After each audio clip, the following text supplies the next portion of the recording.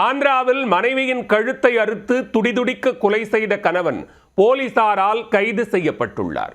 மனைவியின் நடத்தையில் சந்தேகப்பட்டு யமனான கணவன் போலீசில் அளித்த திடுக்கிடும் வாக்குமூலம் என்ன?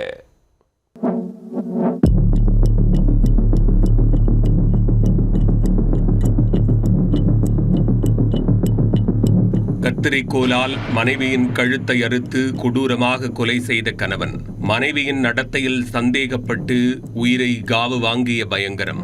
ஆந்திராவில் அரங்கேறிய படுபயங்கர கொலையின் பின்னணி என்ன? ஆந்திர மாநிலம் நந்தியாலா மாவட்டம் ஆலக்கட்டா நகரில் உள்ள சந்த் வீதியைச் சேர்ந்தவர் வெங்கட சின்னையா. அவருடைய மனைவி புஷ்பலதா.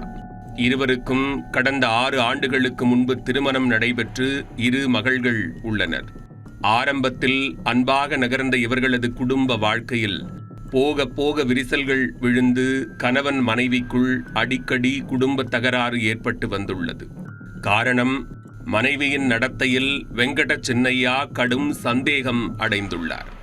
மனைவியின் செயல்பாடுகளில் பெருமாற்றம் ஏற்பட்டிருப்பதையும், அடிக்கடி அவர் யாருடனோ செல்போனில் பேசிக் கொண்டிருப்பதையும் சாட்டிங் செய்வதையும் கவனித்த வெங்கட சின்னையா மனைவிக்கும் இரகசிய தொடர்பு இருப்பதாக நினைத்துள்ளார். இது தொடர்பாக இருவருக்கும் இடையே கடந்த சில மாதங்களாக அடிக்கடி தகராறு ஏற்படுவதும், புஷ்பலதா கணவனுடன் சண்டை போட்டுக்கொண்டு பிறந்த வீட்டிற்கு செல்வதும், உறவினர்கள் பஞ்சாயத்து செய்து மீண்டும் அவரை அனுப்பி வைப்பதுமாக இருந்தது. சம்பவத்தன்று வழக்கம் போல ஏற்பட்ட தகராறில் திடீரென ஆத்திரமடைந்த வெங்கட சின்னையா கத்தரிக்கோலால் மனைவியின் கழுத்தை அறுத்து துடிதுடிக்க கொலை செய்துள்ளார். சத்தம் கேட்டு மகள்கள் கத்தி கூச்சலிட இரத்த கரையுடன் இருந்த சின்னையா சம்பவ இடத்திலிருந்து தப்பியோடி தலைமறைவானார். தகவல் அறிந்து அங்கு விரைந்து சென்ற போலீசார் புஷ்பலதாவின் உடலை கைப்பற்றி பிரேத பரிசோதனைக்காக மருத்துவமனைக்கு அனுப்பி வைத்து வழக்கு பதிவு செய்து விசாரணையை தொடங்கினர்.